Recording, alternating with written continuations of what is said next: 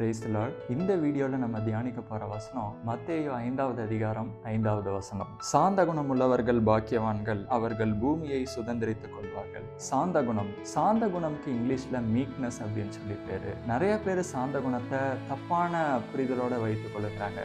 சிலர் சாந்த குணம் வெறும் அமைதியா இருக்கிறது தான் அந்த மாதிரி நினைச்சுக்கிறாங்க. ஆக்சுவலா மீக்னஸ்க்கு டெஃபினிஷன் என்ன அப்படின்னா, it is power under control. சிலர் வேணும்னே நம்மளோட கூட இருக்கவங்க நம்மளை இன்சல்ட் பண்ணுவாங்க, இல்லை நம்மளை பேச வைக்கணும் அப்படின்னு பார்ப்பாங்க.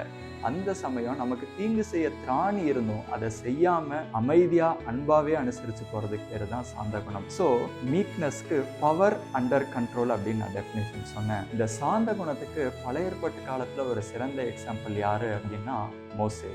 புதிய ஏற்பாட்டு காலத்துல சாந்த குணத்துக்கு ஒரு பெரிய நல்ல எடுத்துக்காட்டு யாரு அப்படின்னா நம்மளுடைய கர்த்தராகிய இயேசு கிறிஸ்து அவரே தான். அவரோட மிகுந்த சாந்த குணம் எங்க வெளிப்பட்டுச்சு அப்படின்னா, அவரை கைது செய்த சமயத்துல தான். அவரை கைது செய்யும் போது இவர் கூட இருந்த அவரோட சீஷர்கள்ல ஒருத்தர் பிரதான ஆசாரியருடைய வேலைக்காரனோட காதை வெட்டும்போது அவரை கடிந்து கொள்கிறார். சாமி அந்த பர்சனை கடிந்து கொண்டு என்ன சொல்றாரு அப்படின்னா, பட்டயத்தை தூக்கி அதோட உரையில போடு, நான் என்னுடைய வார்த்தையை ஒரு வார்த்தை நான் சொன்னேன் அப்படின்னா என்னுடைய பிதாவானவர் 12 லேகியோன்களுக்கும் அதிகமான தூதரை எனக்கு அனுப்புறதுக்கு அவர் தயாரா இருக்கிறாரு அப்படின்னு சொல்றாரு. அப்படின்னா என்ன அர்த்தம்னா, கிட்டத்தட்ட 72,000 தூதர்களுக்கும் அதிகமான ஆட்களை அவருக்கு உதவிக்கு அனுப்புறதுக்கு பிதாவானவர் ரெடியா இருந்தாரு. இதுதான் எதை குறிக்குது அப்படின்னா, இயேசு கிறிஸ்துவோடைய பவரை காட்டுது. அதாவது he is the son of God, he is the son of one true God.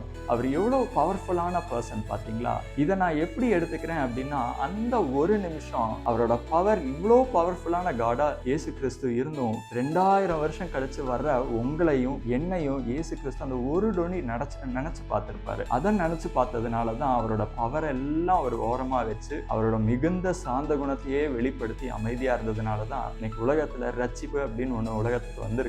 அதனாலதான் இன்னைக்கு நானும் பேசிக்கிட்டு இருக்கேன், நீங்களும் அதை குறித்து வீடியோல கேட்டுக்கொண்டு இருக்கிறீங்க. எனவே இந்த சாந்த குணம் அப்படிங்கிறது it is a godly character. இந்த சாந்த குணத்துல நீங்களும் நானும் வளரணும். இந்த சாந்த குணத்தை எக்ஸிபிட் பண்றவங்களுக்கு இன்னொரு ஒரு ஆதாயம் என்ன அப்படின்னா, அவங்க யார் நமக்கு எதிராக பேசுறாங்களோ அவங்களே சுதந்திரித்துக் கொள்வாங்க. இப்ப யாரா நம்மளை இன்சல்ட் பண்ணி பேசுறாங்க அப்படின்னா, சாந்த குணத்தோட நீதிமொழிகள்ல சொல்லி இருக்கிறபடி சாஃப்ட் ரெஸ்பான்ஸ் கொடுத்தோம் அப்படின்னா அவங்களையும் நம்ம சம்பாரிச்சிருவோம். சரிதானா? அதுதான் பூமியை சுதந்திரித்துக் கொள்வார்கள் அப்படிங்கிற ஆசீர்வாதத்துக்கு அர்த்தம். அதுதான் இந்த வேலையில நம்ம யோசித்து பார்ப்போம். சாந்த குணம் இல்லாததுனால நம்ம ஹார்ஷ் ரிப்ளை யாருக்கா கொடுத்து அவங்கள நம்ம இழந்திருந்தோம் அப்படின்னா, இந்த வேலையில நம்ம கர்த்தரிடத்துல ஜெபம் பண்ணி நம்ம அதை ஃபிக்ஸ் பண்ணிக்கிறதுக்கு ட்ரை பண்ணுவோம். இந்த சாந்த குணத்துல நீங்களும் நானும் அனுதினமும் வளர்ந்து இந்த பூமியை சுதந்திரித்துக் கொள்வோம். May God bless us all.